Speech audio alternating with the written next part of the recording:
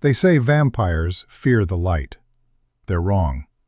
What they fear most is forgetting they were ever human at all. 3 o'clock in the morning. A hospital emergency room that smells of antiseptic and desperation. A woman's hands, 45 years old and scarred from a war fought half a world away, holding a scalpel over a man who should not bleed. The man on the operating table has skin the color of marble, eyes like winter frost, a bullet wound in his chest that gleams silver under the surgical lights. And in 6 words, the woman standing over him will bring a 700-year-old empire to its knees. But that comes later. First, there is the silence. The kind of silence that comes at 3 in the morning when the city sleeps and the dying arrive. Providence Hospital in Portland, Oregon, 4th floor trauma bay. Dr. Lyra Thornwell has been on shift for 14 hours. Her feet ache. Her lower back screams. The coffee she drank at midnight sits bitter in her stomach. She doesn't complain. Women who survived Fallujah don't complain about aching feet. The emergency room doors burst open. Not the automatic slide of an ambulance arrival, the crash of hands slamming metal. 2 men in black tactical suits carry a third between them. The third man wears a charcoal suit that probably costs more than Lyra makes in 3 months. Blood soaks through the Italian fabric. Gunshot wound. The first man barks. No introduction. No insurance card. Chest. 10 minutes ago. Lyra doesn't look up from the suture she's finishing on a construction worker who came in with a table saw injury. Trauma Bay 2. Nurse will triage. No. The voice that speaks next is not loud. It doesn't need to be. It fills the room like cold water filling a glass. You will treat me. Now. Lyra ties off the suture, snips the thread. Her hands don't shake. They haven't shaken since the day an IED took out her convoy outside Ramadi, and she had to perform a field amputation with a K-bar knife and a belt tourniquet. She turns. The man they're carrying is conscious. That alone is remarkable. The wound in his chest, visible through the torn shirt, should have dropped him in seconds. But his eyes are open, alert, fixed on her with an intensity that makes the fluorescent lights seem dim. I don't know you, Lyra says. Her voice is flat, professional. The voice she uses when telling families their loved one didn't make it. I need consent forms. I need medical history. You need to save my life. The man's lips barely move, but the words land like stones in still water. I own this hospital, the building you're standing in, the equipment you use, the salary you draw. He coughs. Blood flecks his teeth, not red, darker. You will treat me. The 2 men in tactical gear set him on the gurney in Bay 2. They don't leave. Their hands stay inside their jackets. Lyra has seen that posture before. Kandahar, Baghdad, men who carry weapons and know how to use them. She walks to the gurney. Up close, the man is strange. Not just pale, luminous, like bone china held up to candlelight. The wound in his chest is a perfect circle. Entry, no exit. Silver gleams at the edges. Silver bullet, Lyra observes. That's not standard ammunition. No. The man's eyes find hers.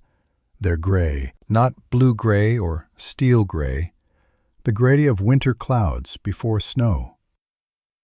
It's not. Lyra reaches for gloves, snaps them on. I need consent. Hospital policy. No consent, no treatment. I don't care if you own the building or the city. Those are the rules. The emergency room goes very still. One of the tactical men takes a step forward. His hand emerges from his jacket. Not holding a weapon, holding a phone. "One call," he says quietly, "and you're fired.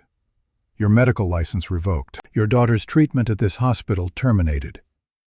Lyra's hands stop. For the first time in 14 hours, something flickers across her face. Not fear. Calculation. You know about Elise. We know everything, Dr. Thornwell. The wounded man's voice is stronger now. He sits up on the gurney. The movement should be impossible with a bullet lodged 3 inches from his heart. We know your daughter has hemophilia. Type A, severe. We know she requires factor VIII infusions every 48 hours at $8,000 per treatment. We know your insurance coverage maxed out 6 months ago and you're paying out of pocket. He leans forward. We know you're drowning in debt, $180,000. Medical bills for your daughter, nursing home costs for your mother who has Alzheimer's and doesn't remember your name most days. We know you work 4 14-hour shifts per week and pick up extra hours in the free clinic on Burnside because every dollar counts. Lyra's jaw tightens. We know, the man continues, that you're a good doctor, one of the best trauma surgeons in the Pacific Northwest. And we know that you don't break rules, not even for men who own buildings. The silence stretches.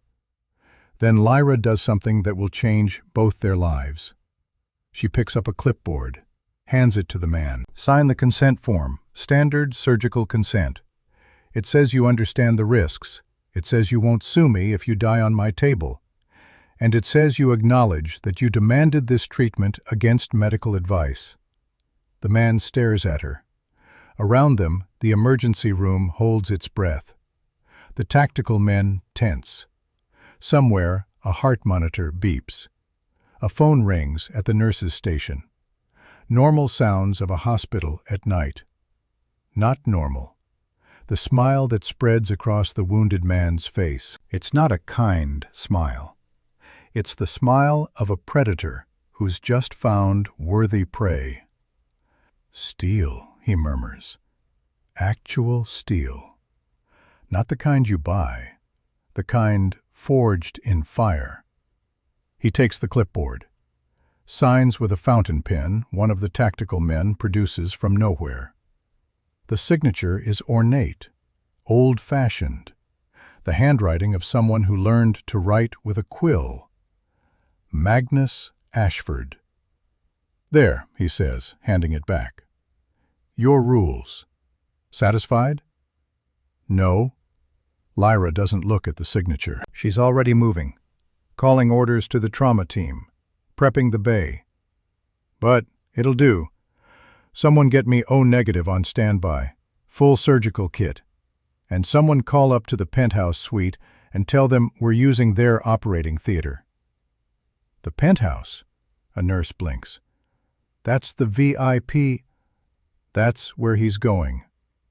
Lyra's hands are already cutting away the suit jacket, the shirt beneath, exposing the wound. Because if we do this in the main surgical wing, every doctor in this hospital will want to know why I'm operating on a man with a silver bullet in his chest and blood that looks like old motor oil. Magnus Ashford laughs. It's not a sound Lyra expected. It's genuine, warm. The laugh of a man who hasn't been surprised in a very long time and finds the sensation delightful. You're observant, doctor. I'm a surgeon. Lyra probes the wound edges.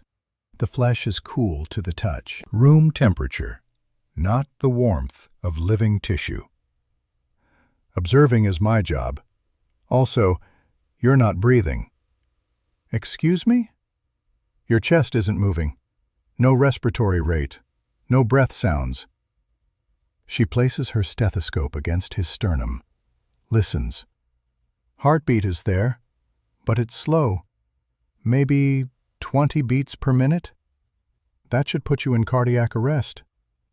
She straightens, looks him in the eye. So either you're a medical anomaly that'll make me famous when I publish the case study, or you're something the medical textbooks don't cover. Either way, I'm taking that bullet out before the silver poisoning spreads, Because yes, I can see it spreading.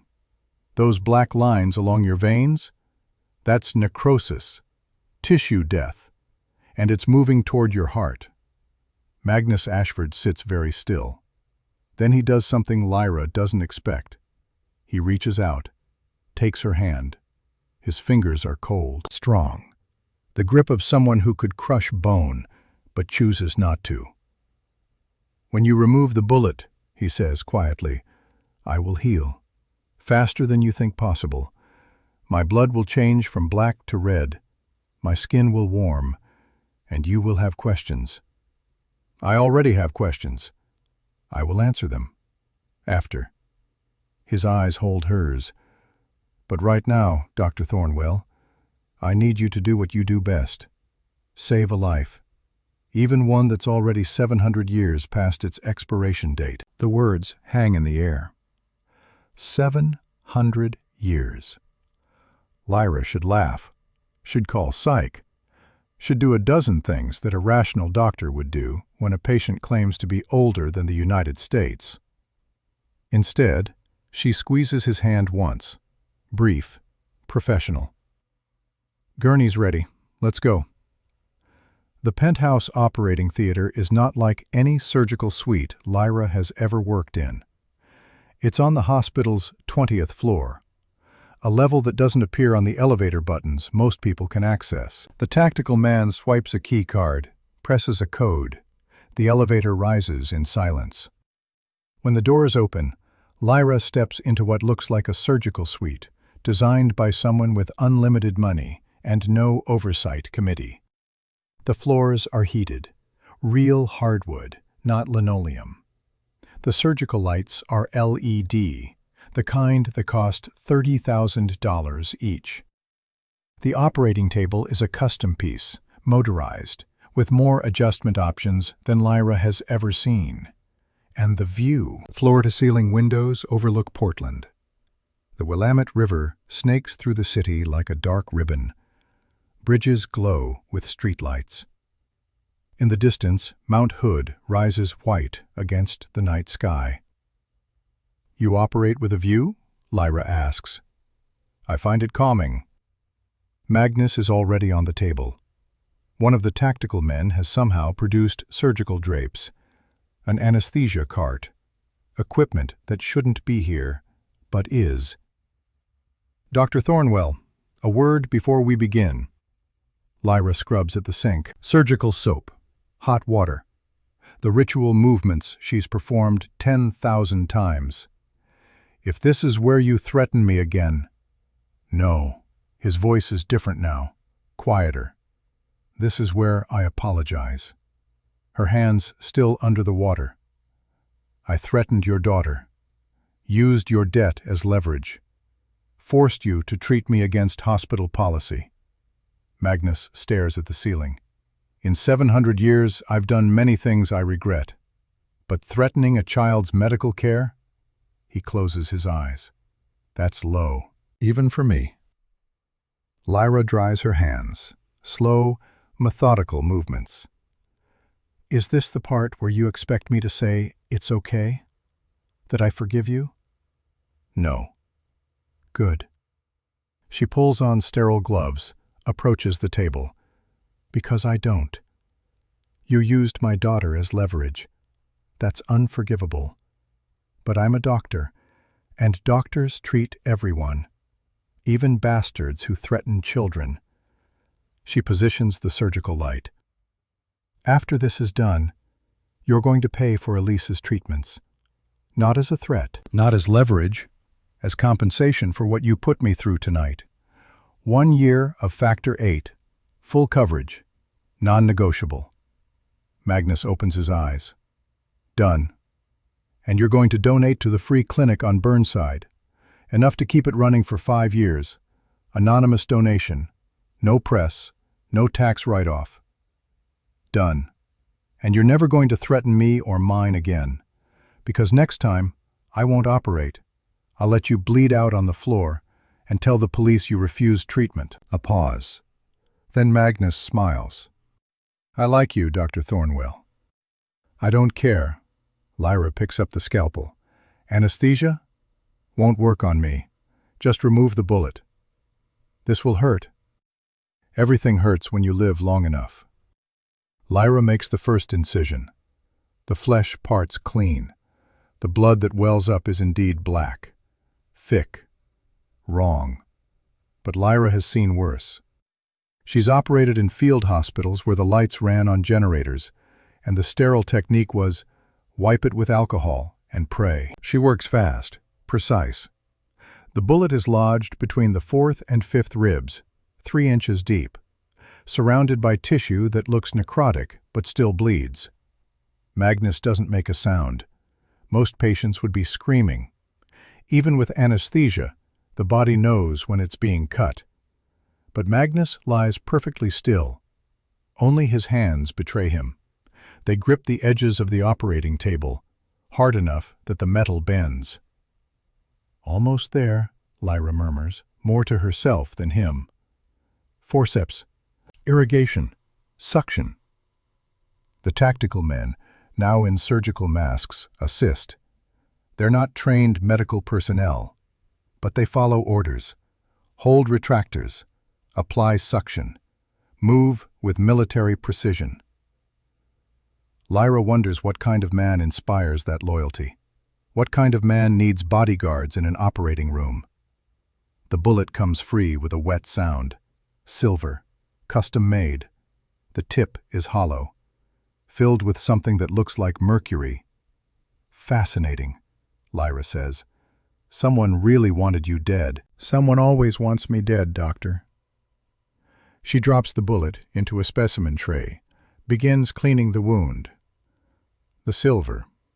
Why silver? Old superstition. Silver kills vampires. Does it? If you get enough of it in the bloodstream, yes. Causes acute necrosis, systemic organ failure. Even we can die from organ failure if it happens fast enough. Lyra pauses, looks at him. We? Magnus meets her gaze. Yes. The word hangs between them. Around them, the city sleeps. The heart monitors beep. Somewhere in the hospital, someone codes. Nurses rush. Doctors shout. The normal chaos of a night shift. In this room, there's only silence. You're serious, Lyra says finally. I've never been more serious about anything in 7 centuries. She should call security, should run, should do something other than stand here with her hands inside a vampire's chest cavity. Instead, she finishes cleaning the wound. The necrosis is reversing, she observes. Clinical. Detached. The tissue is regenerating, cellular level. I can actually see it happening. Told you I'd heal. Your blood is changing too, from black to red. Not human red, darker, but closer to normal. Vampiric healing. We're hard to kill, harder to keep dead. Lyra begins suturing. So why come to a hospital? Why not just let yourself heal? Silver poisoning spreads faster than we heal. Without extraction, the bullet would have migrated to my heart. Stopped it. Even vampires need functioning hearts. Hence the surgery. Hence the best trauma surgeon in Portland. Lyra ties off the final suture, steps back. The wound is closed, clean. In 12 hours, it'll be a scar. In 24, it'll be gone. She strips off her gloves. So, she says, vampires are real. Yes. You're 700 years old. 732 to be precise. And you own this hospital. I own several hospitals, 12 across the Pacific Northwest. It's a good investment. Hospitals, nursing homes, blood banks, all essential services, all profitable. Lyra crosses her arms. Blood banks. I'm a vampire, doctor, not a monster. We don't drain blood banks. We invest in them, make them better, safer, more efficient. It's good business and good ethics. Ethics. She laughs. It's not a happy sound. You threatened my daughter. Magnus sits up. The movement is fluid. No stiffness. No pain. He swings his legs off the table. Stands. The surgical drapes fall away. One of the tactical men produces a shirt. Black silk. Magnus shrugs into it. Doesn't bother with buttons. I did, he says, and I'll regret it for the rest of my very long life. But Dr. Thornwell, may I call you Lyra? No. Dr. Thornwell, I came to you because I needed the best, and threats were the fastest way to ensure your cooperation. I'm not proud of it, but I'm also not going to pretend I'm a good man. 700 years strips away a lot of illusions about morality. He walks to the window, looks out at the city. I was a medic once. Normandy, June 6, 1944, D-Day. I was 24 years old and terrified. We hit Omaha Beach at 06:30. The water ran red before we got to shore. His reflection in the glass is pale, ghostly. I treated men while shells landed around us, held pressure on wounds that wouldn't stop bleeding, watched boys not old enough to shave die calling for their mothers. And when a German sniper put a round through my chest, I thought that was it. End of story. He turns, faces her. But it wasn't. Something found me in that field hospital. Someone. A medic from the Great War who'd been turned in 1918. He offered me a choice. Die or live forever. Keep saving lives. Keep making a difference. Magnus's eyes are distant, haunted. I chose life, and for 700 years I've regretted and celebrated that choice in equal measure. Lyra says nothing. She's standing in a penthouse operating room, listening to a vampire talk about D-Day, and she has nothing to say. The point, Magnus continues, is that I know what it means to save lives. I respect that calling, and I disrespected it tonight by threatening you, by using your daughter, by forcing your hand. He reaches into his pocket, produces a checkbook, an actual paper checkbook. Who uses those anymore? He writes, tears off the check, hands it to Lyra. She looks at it. $100,000. First installment, Magnus says, for Elise's treatments. The rest will be wired to your account by morning. 1 year, fully covered, as agreed. Lyra stares at the check, at the number, at the signature that matches the consent form. Why? Her voice is barely a whisper. Why me? There are other surgeons, better surgeons. Why threaten and bribe and manipulate when you could have just asked? Magnus is quiet for a long moment. Then he says, because I saw your file, read your service record. Medic, Iraq War, 3 tours, Bronze Star for valor, Silver Star for pulling 5 men out of a burning Humvee while under fire. You operated in conditions that would break most surgeons, and you never quit, never broke, never looked away. He steps closer. I needed someone with steel in their spine, someone who wouldn't panic when my blood ran black, someone who'd see a monster on the table and still do their job. His eyes hold hers. I needed someone like me, a medic who understands that saving lives isn't clean, isn't pretty. Sometimes it's messy and ugly, and you have to make choices that haunt you. But you do it anyway, because that's the job. Lyra folds the check, puts it in her pocket. Don't compare us. I save lives. You threatened a child. Fair point. And I'm not like you. I'm human. Mortal. I'll die in 40 or 50 years if I'm lucky. You'll keep going, keep living, keep forgetting what it means to be human. Something flickers across Magnus's face. Pain, maybe, or recognition. You're right, he says softly. I am forgetting. Every year I forget a little more. What it felt like to be warm, to taste food, to sleep and dream. The little human things that made life worth living.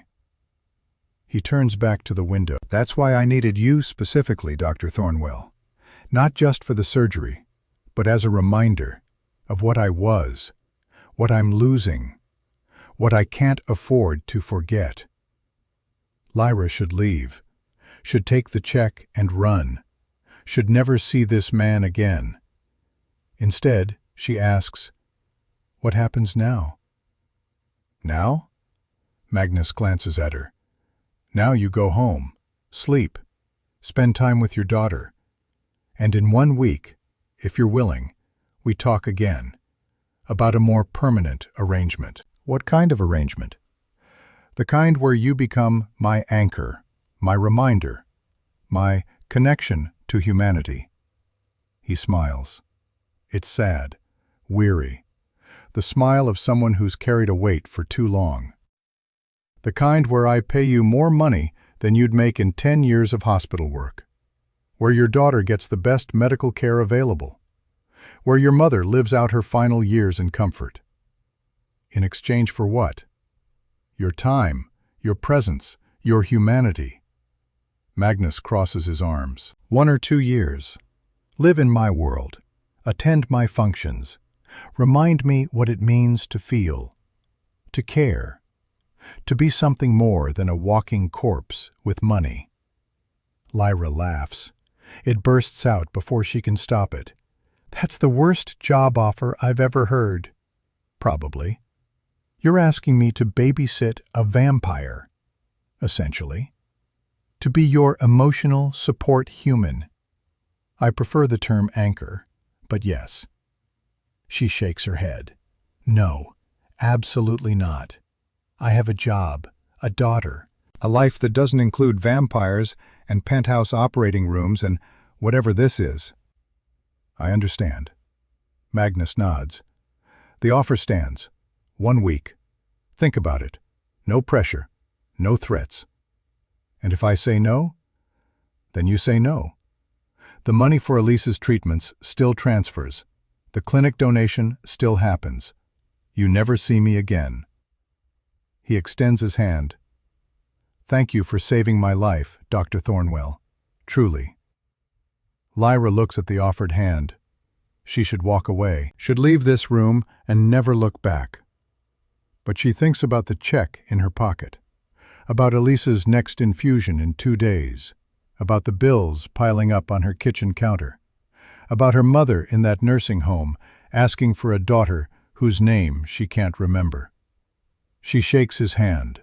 His grip is firm, cool, the handshake of someone who's made 1,000 deals and kept every one. 1 week, Lyra says. I'll think about it, but I'm not promising anything. That's all I ask. She heads for the elevator. The tactical men step aside, professional, silent, disappearing into the background like smoke. At the elevator, Lyra pauses. Magnus? Yes? That check. If it bounces, I'm coming back with a wooden stake and a very bad attitude. Magnus laughs. It won't bounce. I may be a monster, Dr. Thornwell, but I always pay my debts. The elevator doors close. Lyra rides down in silence. Her mind races. Vampires. 700 years. Anchors. Job offers that sound like something from a Gothic novel. The lobby is empty. 3:45 a.m. The night shift at its quietest. Lyra walks to the parking garage. Her car is a 15-year-old Honda with 200,000 miles.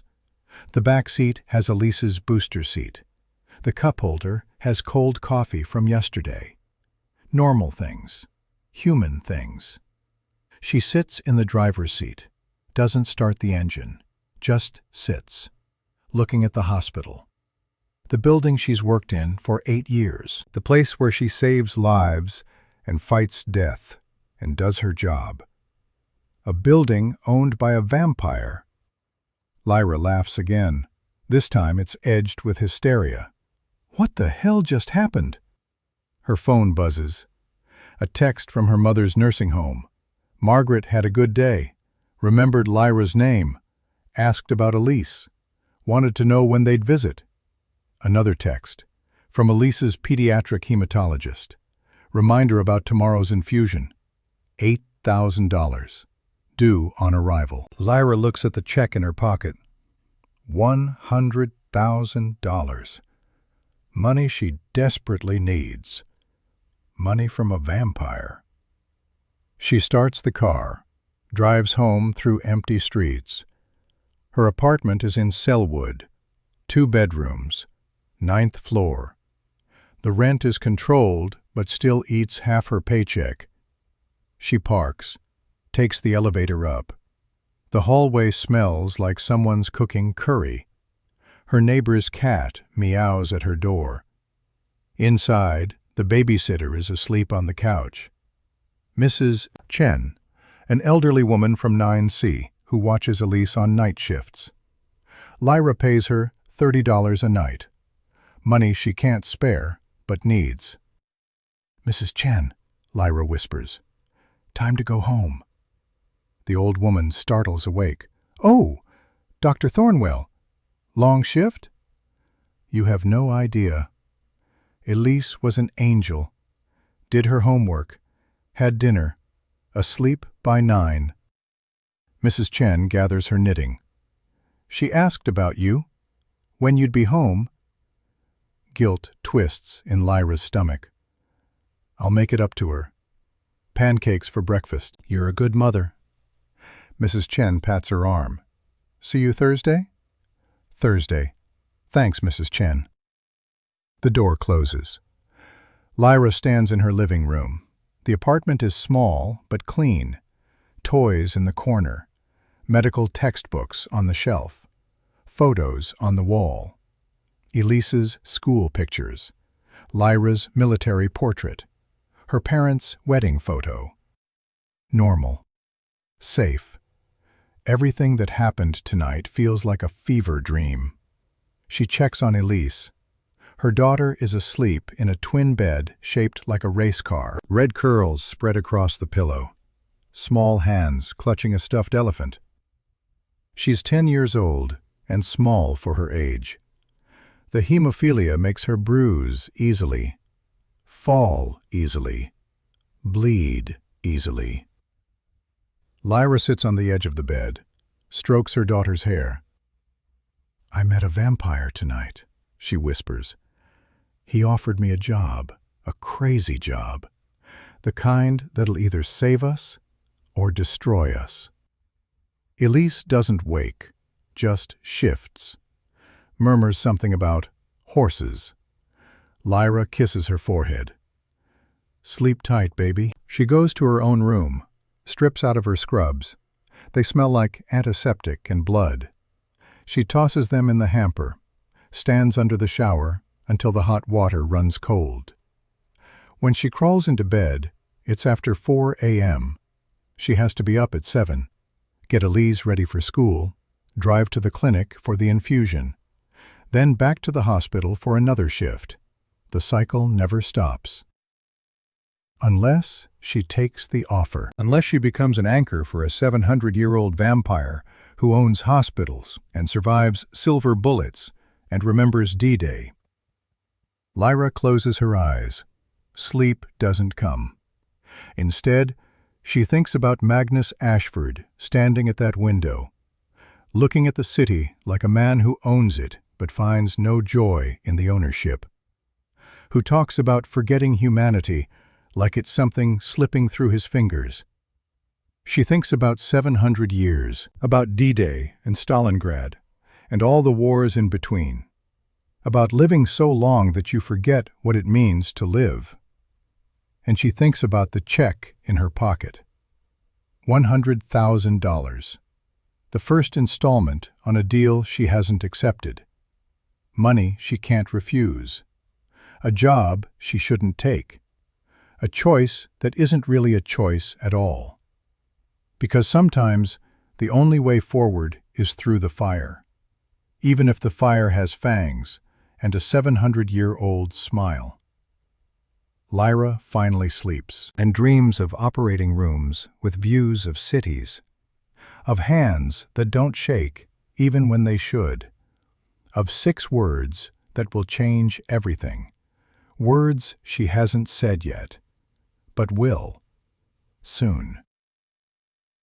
5 days pass before Lyra sees Magnus Ashford again. 5 days of normal, of routine, of pretending that night in the penthouse operating room was just exhaustion and stress and too much coffee. The check clears. $100,000 appears in Lyra's account on Tuesday morning. She stares at her phone for 10 minutes, refreshes the banking app 3 times, calls the bank to confirm it's real. It's real. Wednesday, she pays for Elise's infusion without the usual knot of anxiety in her stomach. The nurse at the hematology clinic raises her eyebrows when Lyra's card doesn't decline. No need for the payment plan. No need for the apologetic conversation about next month. Just payment. Clean. Simple. Thursday, Lyra transfers $15,000 to her mother's nursing home. 6 months paid in advance. The administrator sounds shocked. Grateful. They've been kind about the late payments, but kindness doesn't pay bills. Friday, Lyra works a double shift. Not because she needs the money, because she needs the normalcy. The familiar rhythm of the emergency room. Broken bones and chest pain and overdoses. Problems she can solve with medicine and training. Not vampires. Not 700-year-old men who survive silver bullets and remember beaches running red. Saturday night, everything changes. Lyra is walking home from the grocery store. It's late, after 11. She picked up a shift at the free clinic on Burnside and stopped for milk on the way home. The Portland streets are quieter than usual. Rain earlier has left the pavement slick and gleaming under the streetlights. She's 2 blocks from her apartment when the smell hits her. Rot. Sweet and cloying. Like meat left in the sun too long. Lyra's combat instincts kick in before her conscious mind catches up. She drops the grocery bag, turns. Her hand goes to her jacket pocket where she keeps a small canister of pepper spray. 4 figures step out of the alley. They move wrong. Too fluid. Too fast. Their clothes are mismatched, dirty. One wears a business suit that might have been expensive once. Another wears what looks like a hospital gown. The third is barefoot, despite the cold. The fourth is a woman. Was a woman. Her face is gaunt, eyes sunken, teeth filed to points that gleam in the streetlight. "There she is," the woman hisses. Her voice sounds wet, damaged. The one Ashford likes. The new pet. Lyra backs up, calculates distances. 4 against 1. She's trained. Iraq taught her how to fight, how to survive. But these things are fast. "I don't know what you're talking about," Lyra says. Her voice is steady, the voice she uses in the ER when things go bad. Calm. Professional. "Step back." The woman laughs. It's not a human sound. She doesn't even know. Ashford didn't tell her what she is, what she's become. The man in the business suit circles left. "We're sending a message. Ashford thinks he can walk among the humans, thinks he can have pets, thinks he can pretend to be civilized. We're going to drain you dry," the one in the hospital gown whispers. Leave your body on his doorstep. Show him what happens when you forget what you are. They attack. Lyra has maybe 2 seconds of warning. The woman moves first. A blur of motion. Lyra sidesteps. Training from hand-to-hand combat courses. The woman's claws, actual claws, yellowed and jagged, rake the air where Lyra's throat was. The pepper spray comes out. Lyra sprays, gets the woman full in the face. The woman doesn't even blink. "Silver burns us," she snarls. "Not capsaicin." Lyra runs. She's not stupid. 4 enhanced opponents. No backup. No weapons that work. Running is the only option. She makes it half a block before they catch her. The man in the suit tackles her from behind. They hit the pavement hard. Lyra's breath explodes out of her lungs. Her head cracks against concrete. Stars burst behind her eyes. Hands grab her, flip her over. The woman leans close. Her breath smells like old blood and decay. "Hold her," the woman commands.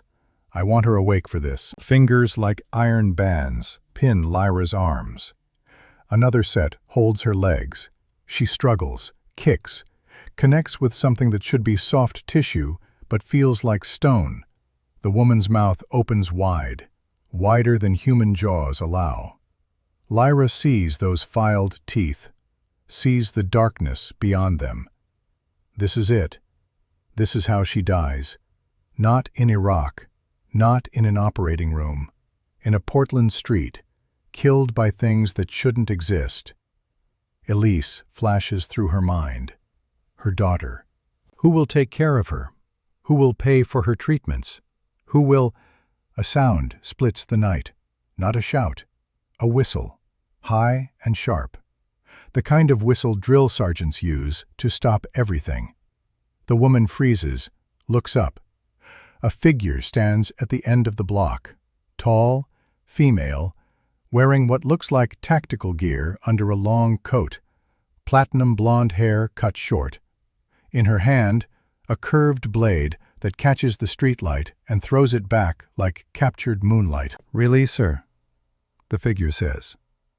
Her voice is flat, emotionless. "Or join the ash on the wind." The 4 things holding Lyra exchange glances. Then they drop her and run, all 4, scattering like roaches when the light comes on. 1 second they're there, the next they're gone. Superhuman speed carrying them into the darkness. The figure walks forward, slow, measured. Her boots make no sound on the wet pavement. Lyra sits up. Her head throbs. Her palms are scraped raw from the fall. But she's alive. The figure stops 3 feet away, offers a hand. Lyra takes it. The grip is strong, cold. She's pulled to her feet like she weighs nothing. Up close, the woman is striking. Sharp features, ice blue eyes. No expression on her face. She could be 30 or 300. Impossible to tell. "My name is Bryn Garrett," the woman says. "I am head of Mr. Ashford's personal security. You are Dr. Lyra Thornwell, and as of 5 days ago, you became a target." Lyra touches her head. Her fingers come away with blood. Those things, what were they? Ferals, low-level vampires, cast out from the organized covens for violating the code. They live on the streets, prey on the homeless, the forgotten. Usually we contain them, but these were sent, deliberately. Sent by who? Lucian Drake, Mr. Ashford's rival. Bryn sheathes her blade. It disappears into her coat like it was never there. He's challenging for control of the Pacific Northwest Territory. Killing you sends a message. Ashford is weak, distracted, unable to protect what's his. I'm not his anything. You accepted his money. That makes you connected. In vampire politics, connection equals ownership. Bryn tilts her head, studies Lyra like a specimen. Your apartment building is 2 blocks east, currently on fire. Arson. Accelerant used. Professional job. The words take a moment to penetrate. Then Lyra is running. She doesn't think, just runs.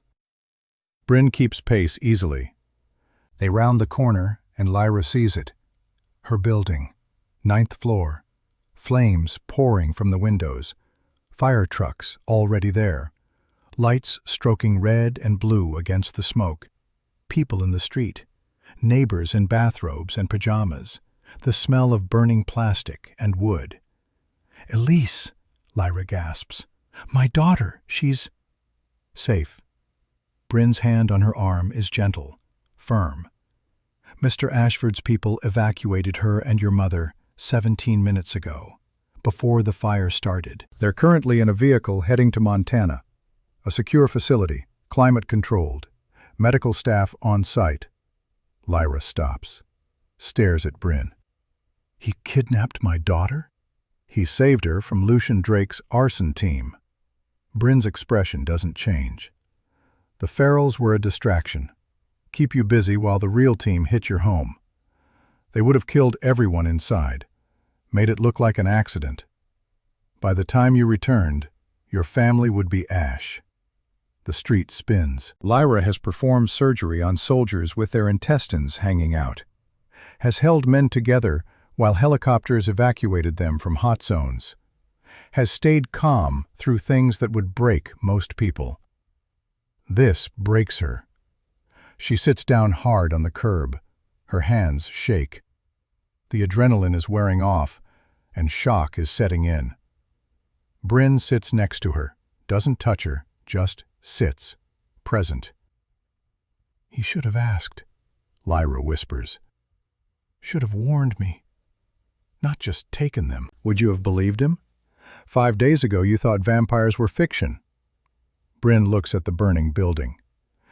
"Mr. Ashford makes hard choices, fast choices. Not always right choices, but he prioritizes life over feelings. I want to see them. My daughter, my mother. Now. They're 3 hours away by car. Mr. Ashford has a helicopter standing by. We can leave in 10 minutes. Bryn stands, offers her hand again. "Or you can stay. Talk to the fire department. Fill out reports. Sleep in a hotel. Wait until morning." Lyra looks at her apartment building, at the flames consuming everything she owns.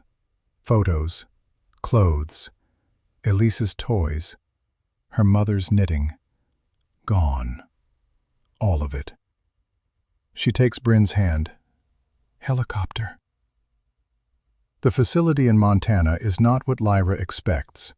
She expects a compound, high walls, guards, something from a thriller movie. Instead, it's a ranch, sprawling, beautiful, set in a valley with mountains rising on 3 sides. The main house is log construction, warm lights in the windows, smoke rising from a stone chimney. The helicopter lands in a field behind the house. The rotors are still spinning down when Lyra jumps out, runs. The front door opens. Elise stands there, alive, whole. Wearing pajamas Lyra doesn't recognize. Her red curls are messy from sleep. "Mom!" She runs forward. They collide in the doorway. Lyra drops to her knees, wraps her daughter in a hug that might be too tight, but she doesn't care. Elise is warm, real, alive. "I'm okay," Elise says. Her voice is muffled against Lyra's shoulder. "The nice man said you'd come. He said you were working. There was a fire, and we had to leave fast, but I grabbed Elephant." She holds up her stuffed animal. "Mrs. Chen is here too, and Grandma. Grandma knew my name tonight, Mom. She called me Elise 3 times. Lyra is crying. She doesn't cry often. Cried when her father died. Cried when Elise was diagnosed. Cried the night she came back from Iraq. Now she cries because her daughter is safe. "Come inside," a voice says. Magnus Ashford stands in the doorway. He's wearing jeans and a sweater. Casual clothes. He looks different. Younger somehow. Or maybe just less formal. Lyra stands, keeps Elise close. "You kidnapped my daughter." "I saved your daughter." Magnus's voice is quiet. "Lucian Drake had a 4-person arson team hit your building at 11:15 p.m. 2 teams, actually. One for the fire, one for the ferals to distract you. I had your family extracted at 1100 hours, before the attack." "You could have asked. You would have said no. Thought I was paranoid, crazy. By the time you believed me, they'd be dead." "So you just took them? Decided for me?" Magnus meets her gaze. "Yes, I made the call. Prioritized their safety over your consent. If that makes me a monster, fine. I've been called worse." The silence stretches. Elise looks between them. "Mom, are you mad at Mr. Ashford? He makes really good hot chocolate. And his chef made borscht. It's like soup, but better." Lyra closes her eyes, breathes. "Go inside, baby. Find Mrs. Chen. I need to talk to Mr. Ashford." "Are you going to yell? Because the nice Lady Bryn said you might yell." "I might yell a little." "Okay." Elise hugs her mother once more, then skips inside. 10 years old and resilient.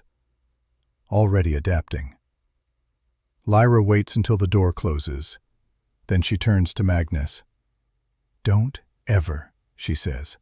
Each word precise, controlled. "Ever. Make decisions about my family without consulting me. I don't care if you're 700 years old. I don't care if you think you know better. She's my daughter, my mother, my responsibility." "Noted. I mean it. I believe you." Magnus leans against the doorframe. "I also believe you're still alive because I made that call. And Elise is still alive. And your mother. So while I respect your anger, I don't regret my actions." "You should have warned me." "I did, 5 days ago. I told you that accepting my money made you a target, that my world is dangerous. You thought I was being dramatic." Lyra hates that he's right. "What now?" she asks finally. "My home is gone. My daughter knows something is wrong. I can't keep lying to her." "Now we talk." Magnus gestures inside. "Your mother is asleep. Mrs. Chen is watching television. Elise needs to see you calm before she sleeps. After that, you and I have a conversation. A real one. About what happens next." "The job offer."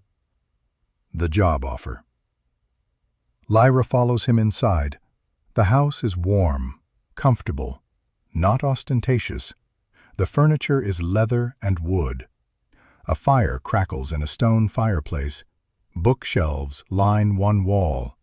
Old books, the kind with leather bindings and gold lettering. Mrs. Chen sits in an armchair watching a Korean drama. She looks up, smiles. "Dr. Thornwell, Elise was so good. No fuss about leaving. She packed elephant all by herself." "Thank you, Mrs. Chen. Mr. Ashford paid me for 2 weeks, said we're on vacation." The old woman looks delighted. "I've never been to Montana." Lyra finds Elise in what must be a guest room. Twin beds, quilts, a window looking out at mountains. She tucks her daughter in, strokes her hair. "Everything's okay, baby. We're safe here." "I know," Elise yawns. "Mr. Ashford promised. He said promises are debts, and debts must be paid." "He said that?" "Uh-huh. He's weird, but nice. Like Mr. Rogers, if Mr. Rogers was scary." Lyra laughs, despite everything. "Sleep. I'll be right down the hall." "Love you, Mom." "Love you too." She waits until Elise's breathing evens out, then heads back downstairs. Magnus is in what looks like a study. Oak desk, leather chairs, a map of the Pacific Northwest on one wall, pins marking locations. He's pouring amber liquid into 2 glasses. "Bourbon," he says, 50-year-old, from Kentucky. One of the benefits of living long enough to let things age properly. Lyra takes the offered glass, doesn't drink. Talk. All of it. No more games. Magnus sits, gestures to the other chair.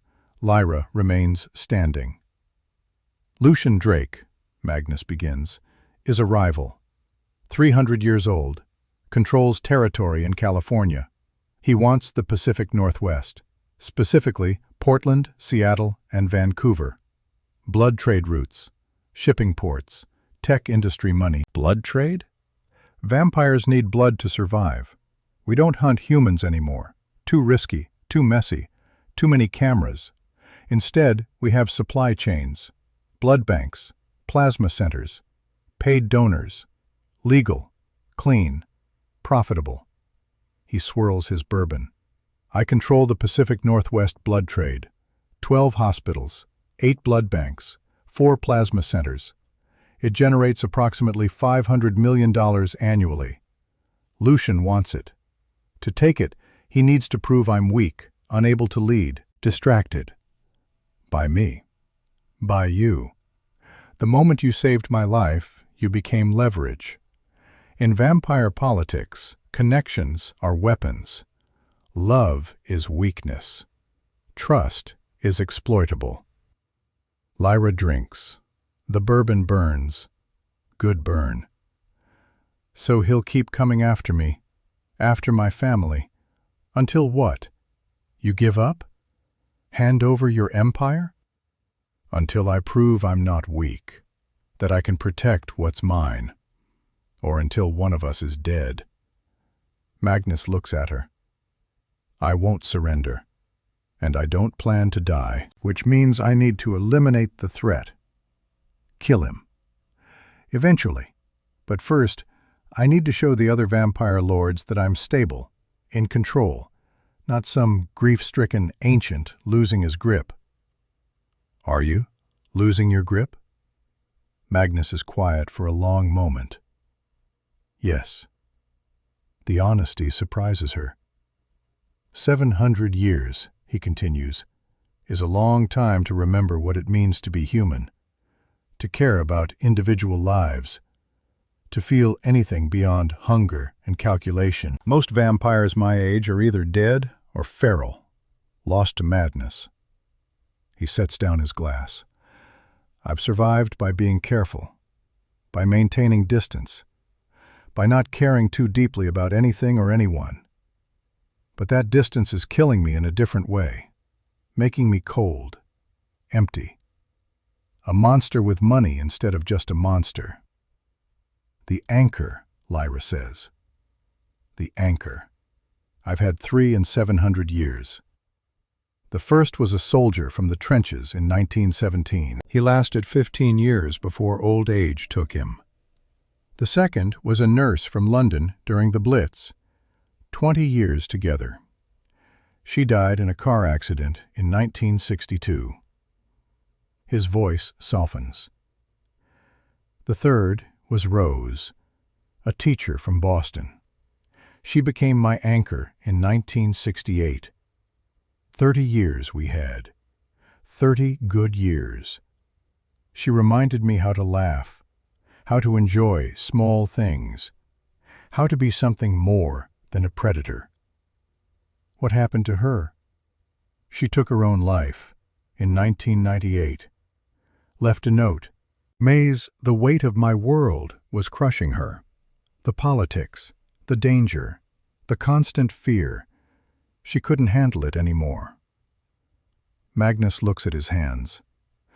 "I swore after Rose that I wouldn't take another anchor, wouldn't put anyone through that again. But here I am, 732 years old, and I'm forgetting what food tastes like, what music sounds like, what any of it means." He meets Lyra's eyes. "So I'm asking, not threatening, not manipulating, asking. Be my anchor for 2 years. Help me remember humanity. In exchange, I'll protect your family, pay for everything, give you financial security for the rest of your life.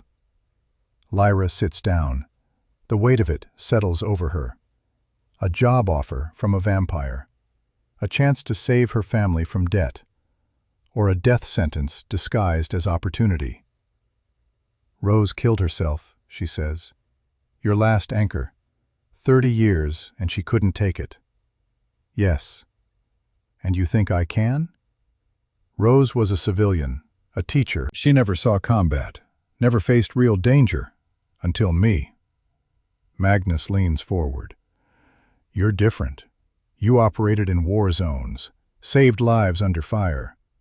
You've already survived hell, Dr. Thornwell. My world might be strange, but it's not worse than Fallujah. You don't know that. No, but I'm betting on it. Lyra drinks again. The bourbon helps, clarifies. Terms, if I agree, and I'm not saying I am, but if. I want real terms, contract, lawyer reviewed, nothing hidden. Agreed. 2 years. Starting date flexible so I can close out my affairs. Ending date firm. Agreed. $5 million, total. $2 million up front. $1 million per year for the next 3 years, even if I leave after 2. Agreed. Elisa's medical care, lifetime, all costs, including experimental treatments if her condition worsens.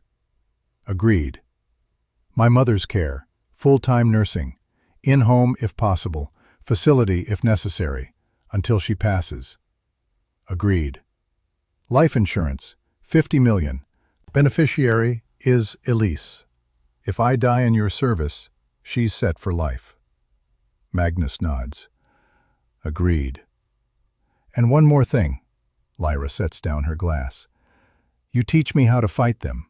The ferals, the vampires, the things that go bump in the night.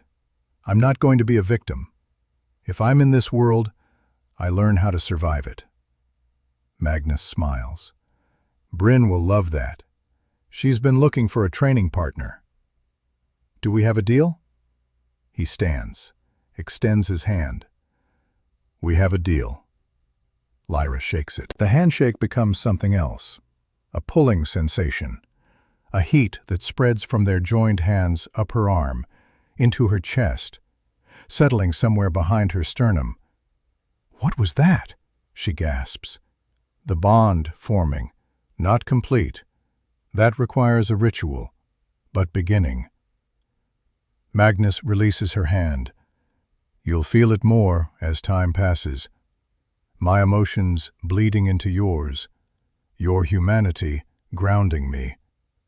That sounds invasive. It is, but necessary. Without it, you're just an employee. With it, you're an anchor. Lyra rubs her chest. The heat is fading, but something remains. A thread. Thin. Connecting her to the man standing across from her. I need sleep, she says.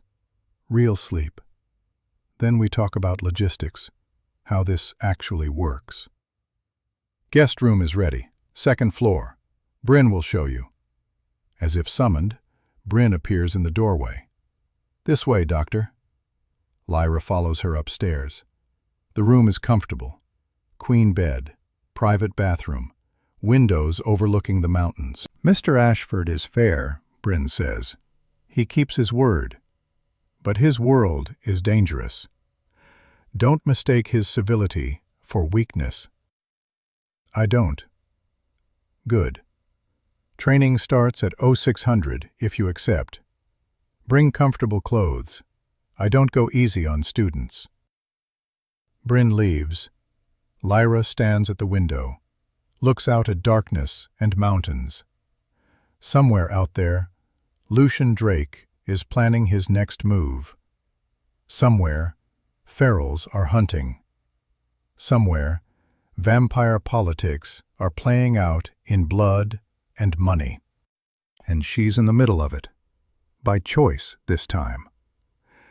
She thinks about the check that cleared, the fire that destroyed her home, the daughter sleeping down the hall, safe, protected, because a 700-year-old vampire made a decision, the right decision, even if he made it without asking. Lyra pulls out her phone, opens the banking app. The balance still shocks her. $100,000. Soon to be $2 million. Money she needs. Money that comes with a price. She closes the app, sets the phone aside.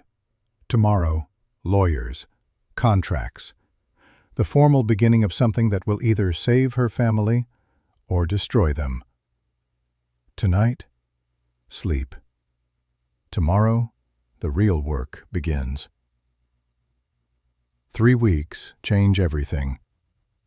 The contract is signed on a Tuesday. Real lawyers, real terms, 27 pages of legal language that boils down to one truth. Lyra Thornwell belongs to Magnus Ashford's world now. Not owned, but connected. The bond grows stronger each day. Lyra feels it during training sessions with Bryn. 6 a.m. every morning in the ranch's converted barn. Bryn is relentless. Former military, though she won't say which country or which century. She teaches Lyra how to fight things that are faster and stronger than human. Speed beats strength, Bryn says on day 3, demonstrating a joint lock that would break a normal man's arm. On the vampire, it buys 3 seconds. 3 seconds is a lifetime. Use it. Lyra learns pressure points that slow vampiric healing. Silver dust in the eyes. Holy water, a myth, Bryn confirms, but capsaicin oil mixed with silver nitrate works. Aim for joints, tendons, the places where even supernatural bodies have mechanical vulnerabilities. She learns knife work, how to move the blade so it cuts deep, how to target the major vessels even though vampires don't bleed out the same way. By week 2, Lyra can hold her own for 90 seconds against Bryn. Good, Bryn says, not breathing hard despite the sparring. You'll die less quickly now. Encouraging. It's the truth. Vampires are apex predators. Your prey that learned to bite back. Accept that reality and use it. The nights belong to Magnus. He's teaching her a different kind of survival. Vampire politics. The hierarchy. The rules written in blood over centuries. There are 12 major territories in North America, Magnus explains. They sit in his study, maps spread across the desk. Each controlled by an elder vampire. 300 years minimum. We call ourselves lords. Pretentious, but accurate. He points to the Pacific Northwest. This is mine. Portland to Vancouver. Blood trade, tech investments, shipping routes. I've held it for 200 years. His finger moves to California. This is Lucian Drake's. San Francisco to San Diego. He's younger than me. Only 300, but ambitious. He wants expansion. Why now?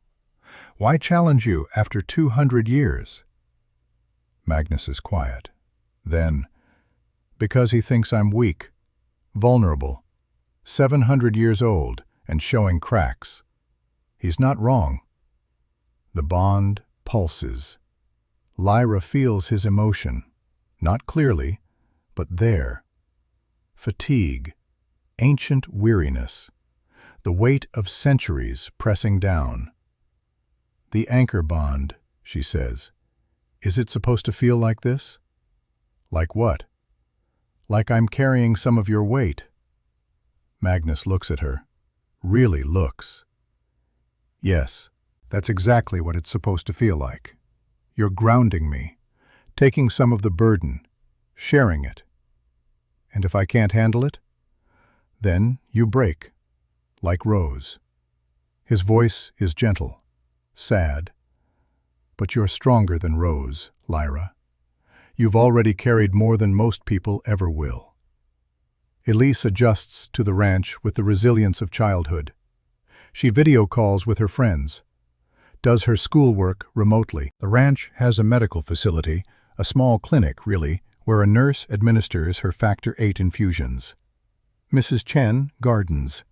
Cordelia, Lyra's mother, has good days and bad days. On good days, she remembers everything, asks about the ranch, worries about the cost. "We're working," Lyra tells her. "I took a consulting job. It pays well." On bad days, Cordelia thinks she's 25 again, calls Lyra by her sister's name, gets confused about where she is. But she's safe. They're all safe. That's what matters. On day 21, Magnus announces the plan. "The Harvest Gala," he says. "Saturday night, the Sentinel Hotel in Portland. 300 guests, half human, half vampire. All the major players from the West Coast." Lyra sets down her coffee. "You're taking me to a vampire political event?" "I'm presenting you to the court, officially declaring you as my anchor. It's a statement. I'm stable, in control, not vulnerable." "And Lucian Drake?" "We'll be there. Required attendance for all territorial lords. He'll test you, probe for weakness. Try to prove I made a mistake choosing a human anchor." "What if he succeeds?" Magnus smiles. It's not a happy smile. Then he challenges me formally, and we settle this the old way: blood and ash. The Sentinel Hotel is Gothic grandeur wrapped in modern luxury. 100-year-old stone facade, stained glass windows. Inside, crystal chandeliers and marble floors. Lyra stands in front of a full-length mirror in the ranch house, barely recognizing herself. The dress is dark green, forest green, velvet that catches the light. It fits like it was made for her, because it was. Magnus's people took measurements, hired a designer, created something that's both elegant and practical. The neckline is modest, long sleeves, but the back is open, exposing her spine down to her lower back. A deliberate choice, showing vulnerability, Bryn explains, adjusting Lyra's hair into an intricate updo. In vampire culture, exposing your neck or back means you trust your protector. You're making a statement. That I trust Magnus. That you're his, completely. Around Lyra's throat is a silver pendant, obsidian stone set in white gold. It looks decorative, beautiful. Shield generator, Bryn says, and tracker, military grade. If something happens, Magnus knows exactly where you are. The shield stops one attack. Bullets, claws, doesn't matter. After that, you're on your own. Comforting. It's the best we can do. Magnus waits at the bottom of the stairs. He wears a tuxedo. Classic. Timeless. He looks like old money and older power. When he sees Lyra, something crosses his face. Surprise, maybe, or appreciation. "You look like a queen," he says quietly. "I feel like bait." Both can be true. He offers his arm. "Ready to walk into the shark tank?" Lyra takes his arm, feels the bond pulse, his nervousness bleeding into her. He's worried. Not for himself, for her. "I survived Fallujah," she says. "I can survive rich vampires in fancy clothes." Don't underestimate them. The clothes are camouflage. Underneath, they're still predators. The drive to Portland takes 2 hours. Private car. Bryn drives. 2 more security personnel follow in a second vehicle. Lyra watches the landscape pass. Mountains giving way to valleys. Cities appearing like clusters of light in the darkness. "Tell me about Lucian Drake," she says. Magnus doesn't look away from the window. Handsome, charming, 300 years old but looks 40, made his fortune in California real estate and tech investments, smart, strategic, utterly ruthless. Weaknesses? Arrogance. He thinks being younger makes him stronger, more adaptable. He underestimates those of us who remember when the world was different. And Gerald Whitmore, your CFO? Loyal. Been with me for 200 years. Managed my finances since the Industrial Revolution. He's the reason I'm wealthy instead of just old. Magnus finally turns to her. Gerald will be there tonight. He'll seem warm, friendly. He likes you. Thinks you're good for me. Trust him. He's one of the few I do. The bond pulses. Lyra feels truth in his words. Magnus trusts Gerald completely. She tucks that information away. The Sentinel Hotel ballroom is breathtaking.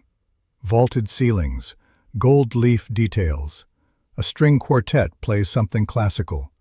Vivaldi, maybe. The guests are a mix of spectacular and terrifying. Humans in designer gowns and tailored suits, moving through the crowd with the confidence of wealth and power. Tech CEOs, politicians, old money families, and vampires. They're harder to spot than Lyra expected. No red eyes or fangs on display. They look human, almost, but there's something off. The way they move, too fluid, too precise. The way they don't blink quite often enough. The way they all turn when Magnus enters. A herald, an actual herald in period costume, announces them. Lord Magnus Ashford, King of the Pacific Northwest, and his companion, Dr. Lyra Thornwell. The music doesn't stop, but the conversations do. 300 pairs of eyes fix on Lyra, evaluating, judging, calculating. She lifts her chin, spine straight, the posture drilled into her by years of military bearing. They descend the grand staircase. With each step, Lyra feels the weight of scrutiny, but also something else. Magnus's hand on her arm, steady, solid, the bond humming between them like a live wire. They reach the ballroom floor. The crowd parts, and standing at the center, holding a champagne flute and smiling like he owns the world, is Lucian Drake. He's exactly as Magnus described, handsome in a cruel, sharp way. Dark hair, gray eyes, a tuxedo that probably costs more than a car. He radiates charisma and danger in equal measure. Magnus, Lucian says. His voice is smooth, cultured. We didn't think you'd actually show. After the unfortunate incident with your, what did you call her? Anchor? Lucian. Magnus's voice is ice. Dr. Lyra Thornwell, my anchor, and you will address her with the respect owed a queen. Lucian's smile doesn't waver. He turns his full attention to Lyra. Being looked at by Lucian Drake is like being assessed by a predator. He studies her the way a wolf studies a deer, looking for weakness, for the best place to bite.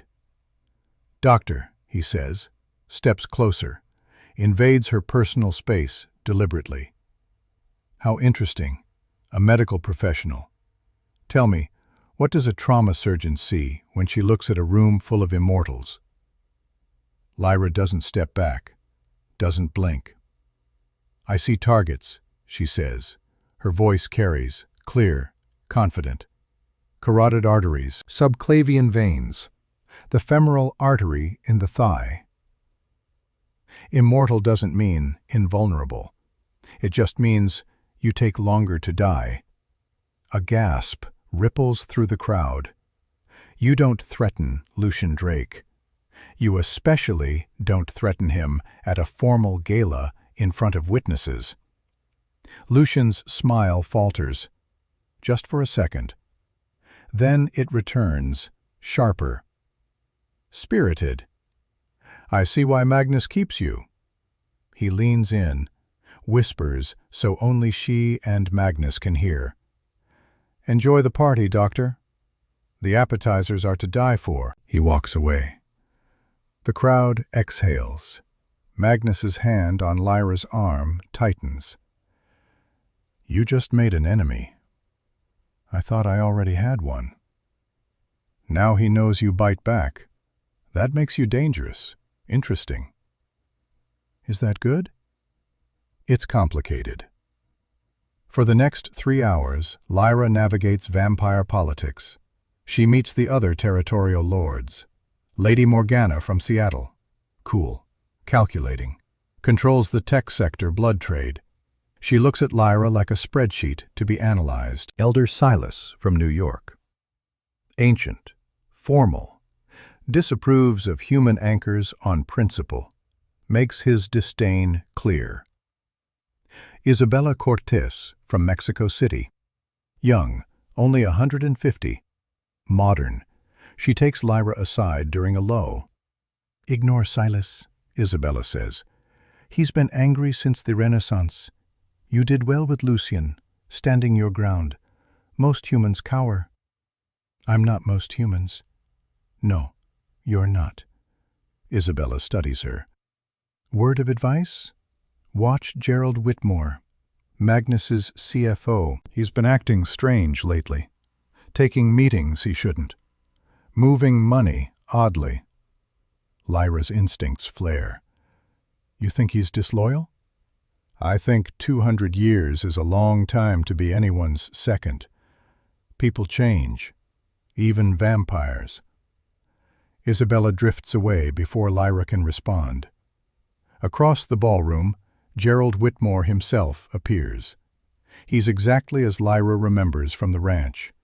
Grandfatherly, warm, silver hair, kind eyes. He wears his tuxedo like comfortable clothes. Doctor Thornwell, he greets her. You look magnificent. How are you finding your first vampire gala? Overwhelming. They always are. Gerald takes her arm gently, paternal. Walk with me. Let's get you some air. They step onto a balcony. The Portland skyline spreads below. The Willamette River reflects city lights. Magnus is fortunate, Gerald says. An anchor like you, strong, capable. You'll be good for him. Keep him grounded. That's the idea. He needs it. 700 years takes a toll. I've watched him struggle, watched him lose pieces of himself. Gerald's voice is soft, sincere. You're bringing him back. I see it already. The way he looks at you, cares, feels. Lyra feels the bond pulse. Warmth, genuine affection. Gerald truly cares about Magnus. So why does something feel wrong?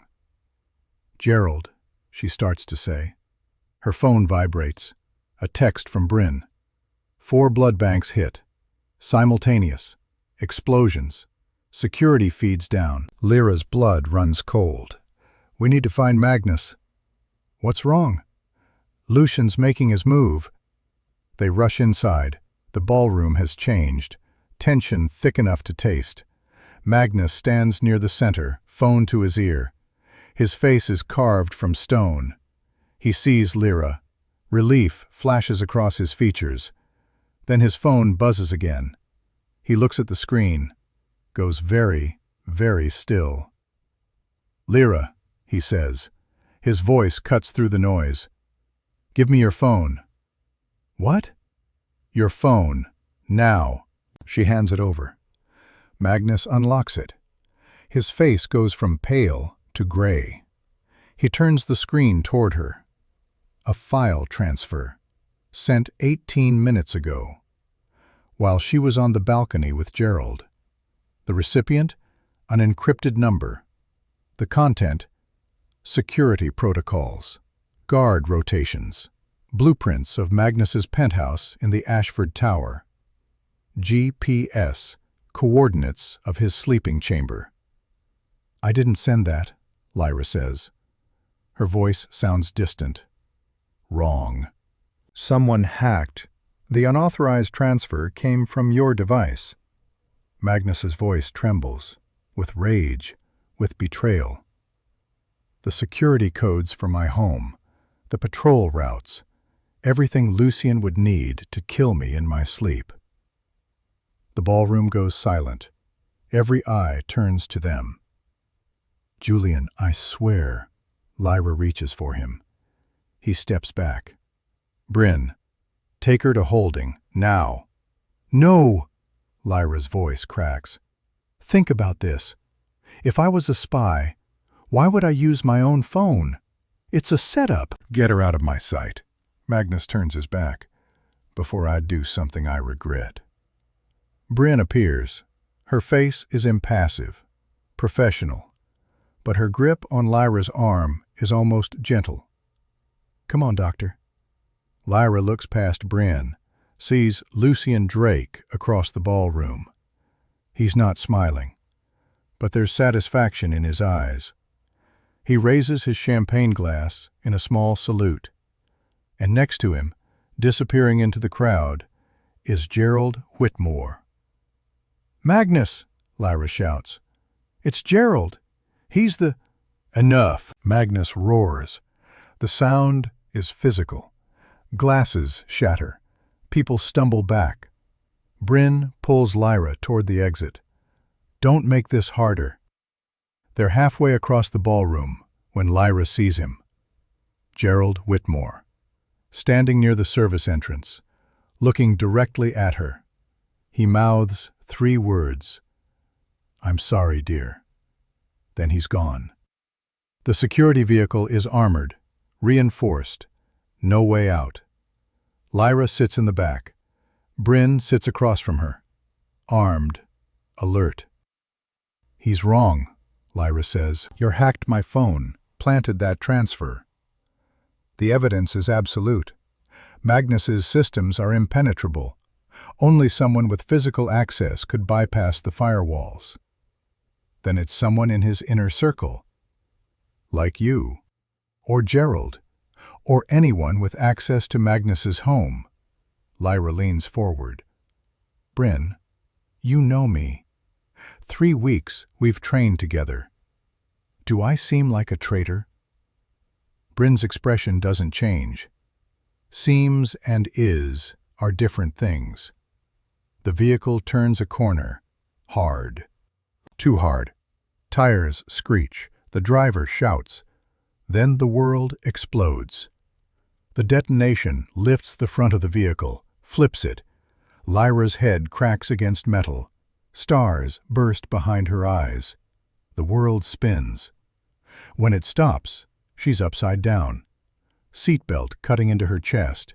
Blood dripping from somewhere. Gunfire erupts outside. Not handguns, automatic weapons, heavy caliber, the kind that tears through armor. "Out!" Bryn kicks the door. It falls off its hinges. She pulls Lyra from the wreckage. "Move, now!" They scramble into the street. Portland, financial district, 3 a.m. Deserted except for the mercenaries rappelling down from the surrounding buildings.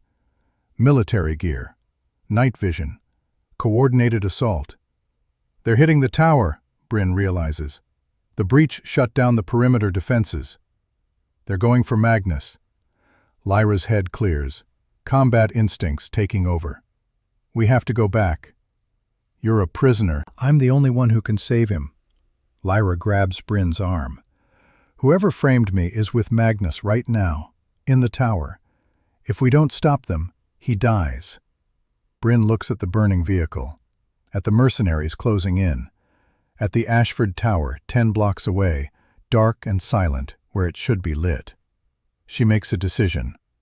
"If you betray us," Bryn says, handing Lyra a spare pistol, "I will make your death last days." "Deal." They run. 10 blocks through a war zone. Mercenaries control the streets. But Bryn knows the city. Back alleys, service tunnels, underground parking. They reach the tower from below. Maintenance entrance. Bodies litter the floor. Magnus's security team, dead or dying. Lyra checks pulses out of habit, training she can't turn off. Most are beyond help, but one, a young guard, is still breathing. "Elevator," he gasps, blood on his lips. "Penthouse. Gerald. Gerald opened the doors." Lyra's blood turns to ice. "Gerald Whitmore?" The guard nods. Dies. Lyra and Bryn take the freight elevator. It bypasses the lockdown, rises in silence. "Gerald," Bryn says, disbelief in her voice. 200 years. Why? "I don't know, but we're about to find out." The elevator reaches the penthouse. The doors open to carnage. Magnus's home is destroyed. Furniture overturned, art slashed, bodies everywhere. His guards, his people, all dead. And the smell, rot, decay, wolfsbane. They move through the wreckage, silent, weapons ready. The library doors are blown open. Inside, Magnus kneels on the floor, hands gripping the edge of his desk, vomiting black blood. His skin is gray, veins bulging black beneath the surface, necrosis spreading. Standing over him, holding a tablet and an ornate gold revolver, is Gerald Whitmore. 200 years, Magnus," Gerald says. His voice is sad, regretful. 200 years of managing your money, building your empire, watching you play king while I did the real work. Magnus tries to speak. Can't. More blood. "You don't even remember, do you?" Gerald continues. 1824, Boston. Your father came to my bank for a loan. I was heir to the Whitmore fortune, banking dynasty going back to the Revolutionary War. He pours himself a drink from Magnus's decanter. Your father turned me, promised me partnership. Instead, he made me his accountant, his servant. And when he died, you inherited me like furniture. Gerald drinks. 200 years I've waited, managed your money, grew your wealth, waited for the perfect opportunity. He gestures with the gun. Then Lucian offered me a deal. 60% of California blood trade, 500 million annually. All I had to do was lower the shields, poison you, frame the human. He looks up, sees Lyra and Bryn in the doorway. Ah, the doctor. Right on time. Lyra doesn't think, just acts. Muscle memory from countless emergencies. She fires. The shot takes Gerald in the shoulder. Not fatal. Lyra's aim is off, but it spins him, shatters his clavicle. Gerald roars. His face shifts, the grandfatherly mask falling away, revealing the monster beneath. Fangs extend. Eyes go black. He's fast, faster than the ferals. He crosses the room in a blur, reaches for Lyra. Bryn intercepts. Her blade meets his claws. They crash through the window onto the terrace. Lyra runs to Magnus. He's dying. She can see it. The wolfsbane has spread, shutting down his organs one by one. Even vampires need functioning organs. "Lyra," he gasps, blood on his teeth. "You came back. I told you, I don't break." She scans the room, sees a panic room door hidden behind a bookshelf. "Can you move?" "Leave me." "Shut up." She hooks her arms under his, drags him. He's dead weight, impossibly heavy. But Lyra spent 6 months in Iraq dragging wounded soldiers from combat zones. She knows how to move dead weight. She gets him to the panic room, slams the button. The steel door slides shut just as bullets spark against the metal. They're sealed in. The panic room is small, lined with monitors and weapons, medical supplies. Lyra doesn't hesitate. She finds the cabinet marked with a red cross. Inside, vials, syringes, combat medical gear, and a blue vial marked Antidote, Wolf's Bane. Her hands shake. She forces them steady, draws the liquid, checks for air bubbles.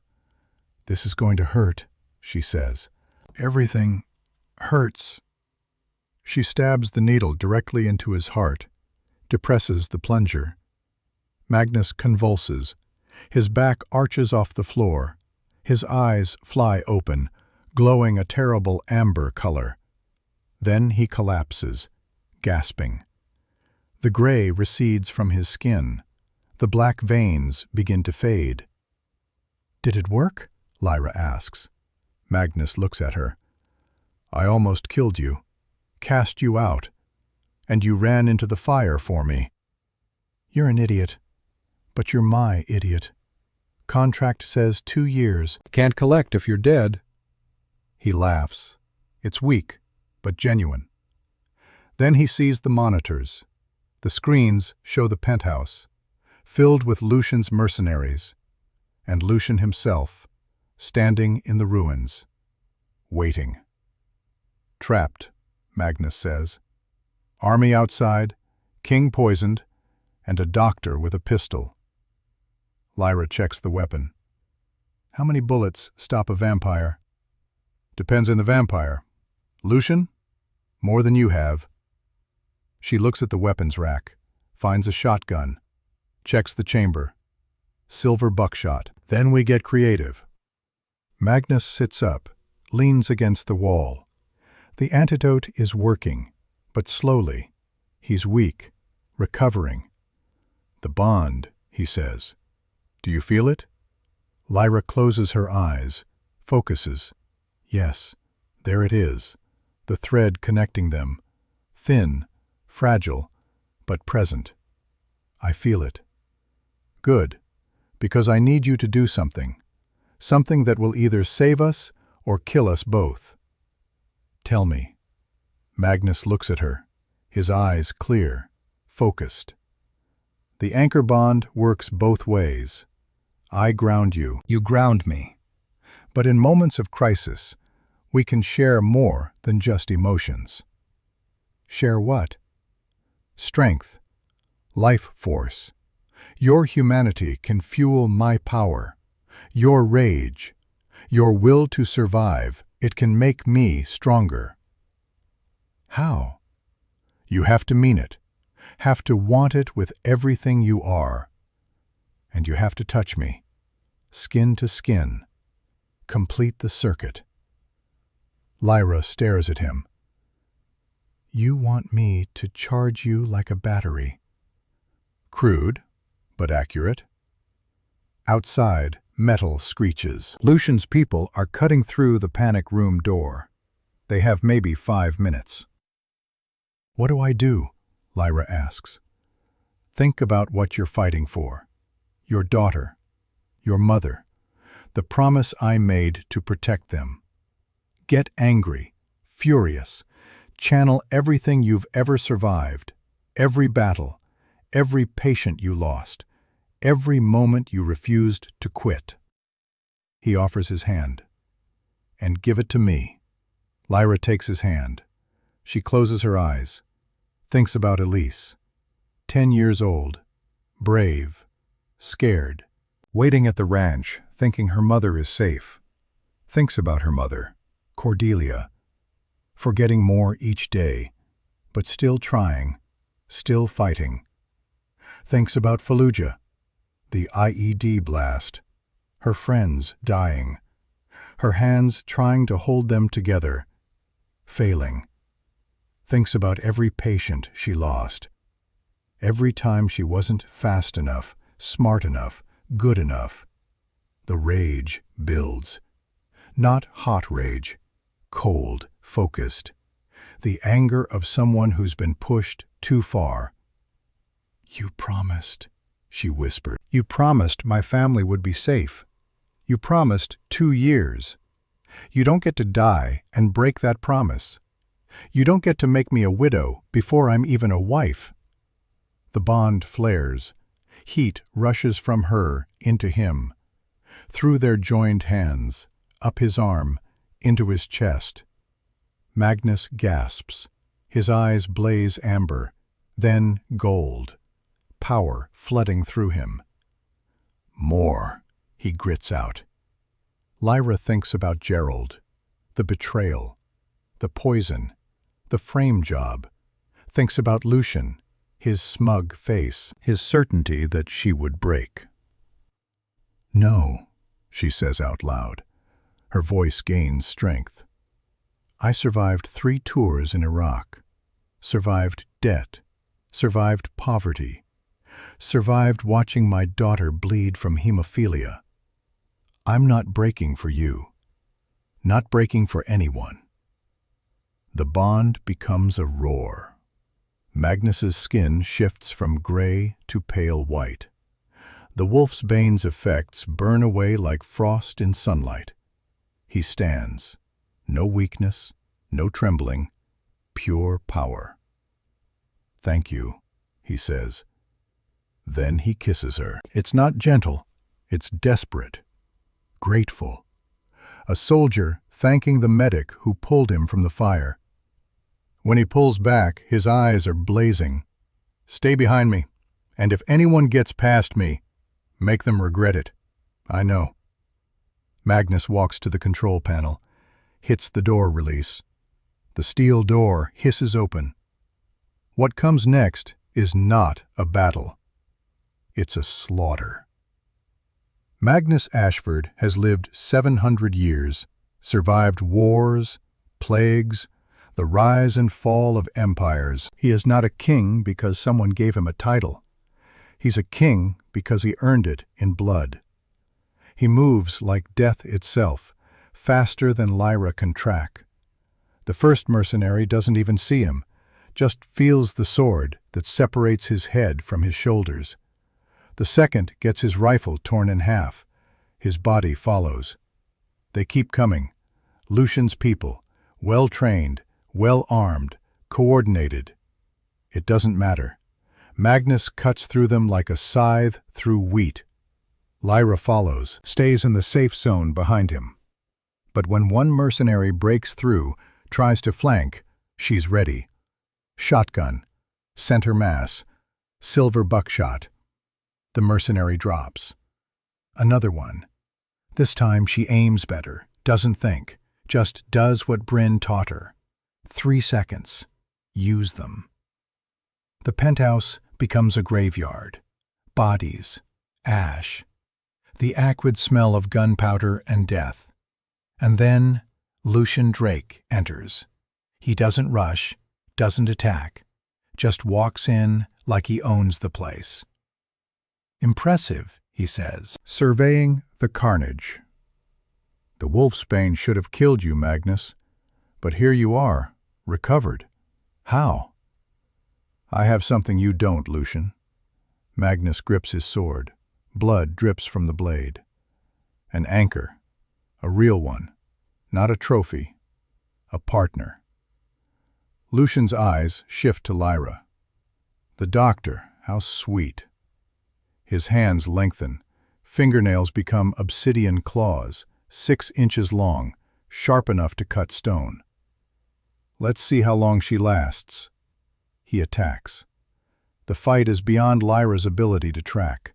2 vampires. 300 years and 700 years of experience. Moving at speeds that blur reality. They destroy what's left of the penthouse, crash through walls, shatter furniture. Magnus is skilled, a master. But Lucian is right. The wolfsbane took its toll. Magnus is weakened, slower than normal. Lucian lands a heavy blow, backhands Magnus across the room. Magnus crashes into the fireplace. Stone crumbles around him. He tries to rise. Can't. It's over, Lucian says, stalks forward. You let your emotions make you weak. You let a human distract you. Anchor bonds are chains, Magnus, beautiful chains. But chains nonetheless. He raises his claws for the killing strike. Magnus looks past him, at Lyra. Their eyes meet. The bond pulses, and Lyra understands. She drops the shotgun, runs, not at Lucian, at Magnus. Going to die with him? Lucian pauses, amused. How romantic. Lyra slides across the debris-strewn floor, ignores Lucian, grabs Magnus by the collar, hauls his face up to hers. His eyes are unfocused, dazed. She slaps him, hard. The sound echoes in the destroyed penthouse. "Hey!" she yells directly into his face. "You promised my daughter. You promised Elise a year of treatment. You promised my mother care. If you die here, you break those promises." She shakes him. "Get up. You're 700 years old. You survived D-Day. You survived Normandy. You are the king of the Pacific Northwest. Act like it." Something shifts in Magnus's eyes. The fog clears. He absorbs her rage, her fury, her refusal to quit. The anchor bond doesn't just ground him, it fuels him. Magnus's hand shoots out, grabs Lucian's wrist as it descends, stops the claws inches from his throat. "She's right," Magnus whispers. "I made promises." He twists, bone cracks. With his other hand, Magnus makes a pulling motion. Telekinetic power he didn't have the strength for moments ago. The sword flies across the room, into his grip. In one fluid motion, Magnus drives the blade up, through Lucian's chest, pins him to what's left of the wall. Lucian gasps, claws at the blade. "How? You were drained." Magnus leans in close. "I have something you'll never understand, Lucian. Someone worth fighting for. Someone who reminds me why I survive." He twists the blade. Lucian Drake, 300 years old, dissolves into ash. The silence that follows is absolute. Magnus stands there, sword still embedded in the wall, breathing hard. The penthouse around them is destroyed. Bodies everywhere, ash settling like gray snow. He turns, looks at Lyra. She's sitting on the floor, leaning against what used to be a kitchen island. Her dress is torn, hair a mess, covered in dust and someone else's blood. Exhausted. Magnus walks to her, slowly, each step deliberate. He kneels. Glass shards cut into his knees. He doesn't care. "Lyra," he says. His voice breaks. "I almost killed you. I accused you. I let Gerald manipulate me. There is no penance enough for that." Lyra looks at him, sees the guilt eating him alive. She reaches out, touches his cheek. "You were scared. 700 years alone will do that. Trust is a muscle. You haven't used it in a long time. It cramped. I broke the deal. I shouted at you, at the gala." "Yeah, you did." Lyra manages a tired smile. "Technically, I should walk, take the money and run." Magnus flinches, accepting the judgment. "But," Lyra continues, "I'm willing to negotiate a new contract." His eyes widen. "Terms," she says. "No more secrets. If you think I betrayed you, you ask. You don't throw me in a cell." Agreed. "Second, Bryn keeps training me. I'm tired of being the victim." Agreed. "Third," Lyra holds his gaze, "you owe me a new dress and dinner. Somewhere nobody tries to kill us. Magnus smiles. I know a place. The food is mediocre, but the company will be excellent. Do we have a deal? He takes her hand, helps her stand. They look around the destroyed penthouse. The bodies, the ash, the ruins of what was. We need to leave, Lyra says. Police will come. Let them come. Magnus pulls her close. Let them see. The king is back, and he's not alone. Footsteps on the stairs. Bryn limps in, battered, bleeding, but alive. Gerald Whitmore's body is slung over her shoulder, unconscious, wounded. Caught the traitor, Bryn reports. He's alive, barely. What are your orders? Magnus looks at Gerald. 200 years of friendship, of trust, ended in poison and betrayal. Take him to the authorities, human authorities. Let human law judge him for the arson, the murders, everything. Bryn raises an eyebrow. Not vampire justice? No. Magnus glances at Lyra. I've learned something tonight. About mercy. About choosing humanity over vengeance. He touches the bond, feels Lyra's approval. Put him in a cell where he can age. Slowly, humanly. That's punishment enough. Sirens wail in the distance. Helicopter, Magnus says. We're going back to the ranch. They walk out, through the destruction, past the bodies, into the Portland night. Below, police cars and fire trucks converge, lights strobing red and blue. The helicopter waits on the roof, rotors already spinning. They climb in. Liftoff. As the city shrinks below them, Lyra looks at Magnus. He's holding her hand. The bond between them is strong now, solid, not fragile, not tentative, real. Thank you, he says quietly, barely audible over the rotors. For coming back, for believing. You're welcome. He kisses her hand, gentle, reverent. Long live the Queen, he murmurs. Lyra laughs. It's exhausted, slightly hysterical. I'm not a queen. You are to me.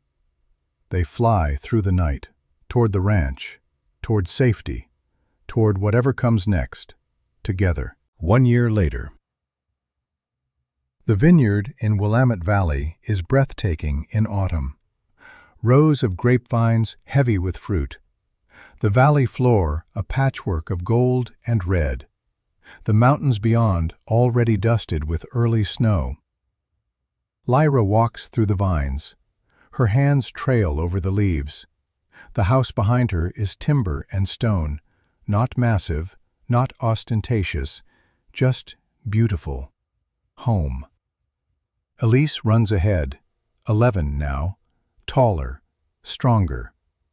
The Factor VIII treatments have stabilized her condition. No emergency bleeds in 8 months. She's laughing, playing with a golden retriever puppy Magnus gave her for her birthday. Mom, look how fast she runs. I see, baby. Behind Lyra, Cordelia sits on the porch, knitting. A nurse sits nearby, reading, ready if needed. But Cordelia is having a good day. She remembers everything. The move, the vineyard, the strange man who visits every week. He's a vampire, isn't he? Cordelia asked once, 3 months ago. Lucid, clear-eyed. Yes, Lyra admitted. Are you safe? Yes. Are you happy? Lyra thought about it, really thought. I think so, most days. Cordelia patted her hand. Then that's enough. Now, Lyra reaches the end of the vineyard row. A small shed stands there, converted into a meditation space. Inside, two objects sit on a simple shelf. Her bronze star, the medal from Iraq, valor under fire. Next to it, Magnus's Distinguished Service Cross, from Normandy. Same words, different war. She touches both. I thought I'd find you here. Magnus stands in the doorway. He visits every weekend, sometimes during the week if Elise asks. Their relationship is complicated. Not romance, not quite friendship, partnership, built on trust earned the hard way.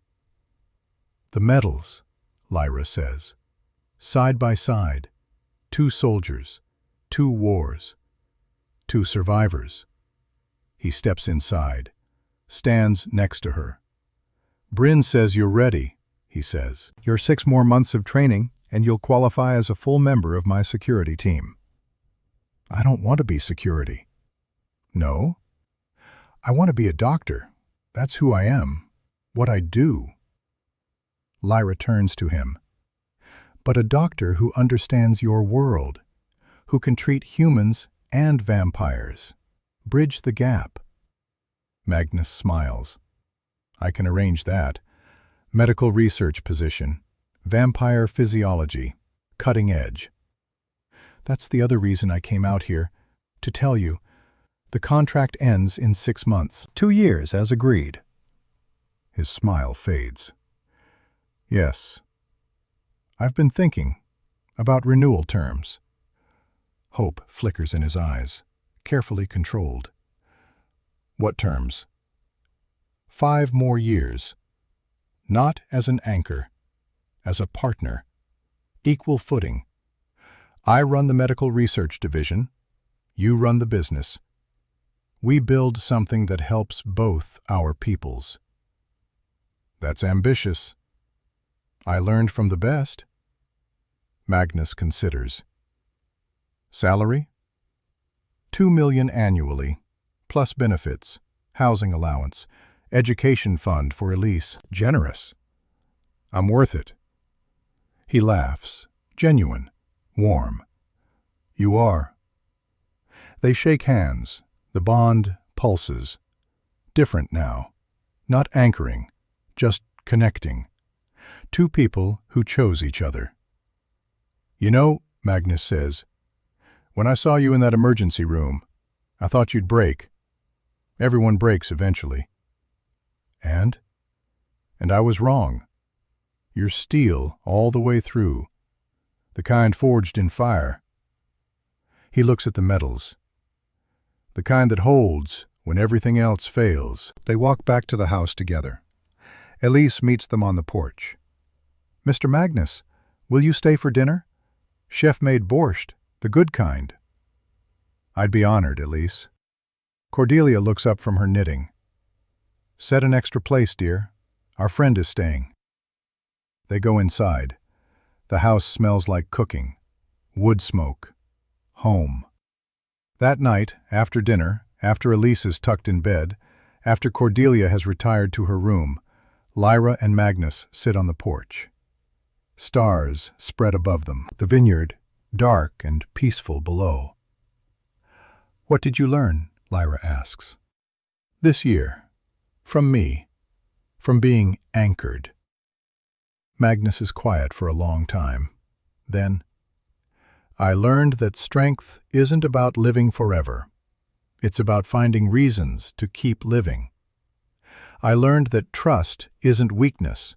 It's the bravest thing we do. He looks at her. And I learned that 700 years of loneliness isn't worth the safety of never being hurt. That's good learning. What about you? What did you learn? Lyra thinks. I learned that courage isn't the absence of fear. It's acting despite it. I learned that family isn't just blood. It's who you choose to fight for.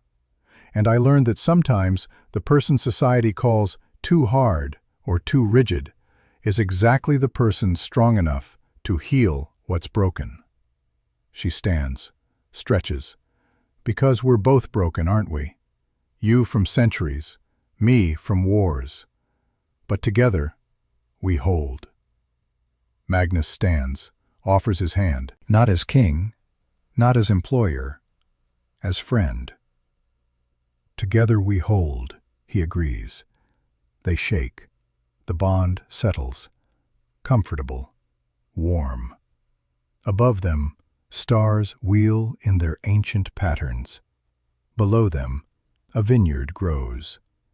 And in the house, a little girl with hemophilia sleeps soundly, dreaming of dogs and futures, safe, protected, because sometimes the monsters in the dark aren't the real danger. Sometimes the real danger is forgetting how to be human. And sometimes the only cure is someone brave enough to remind you. Someone with hands scarred from war, a voice that doesn't break, and 6 words that changed everything. Shout at me again, and this ends. Not with a threat, but with a promise. To hold the line, to keep fighting, to remember what it means to live. Even after 700 years, even after war, even after everything.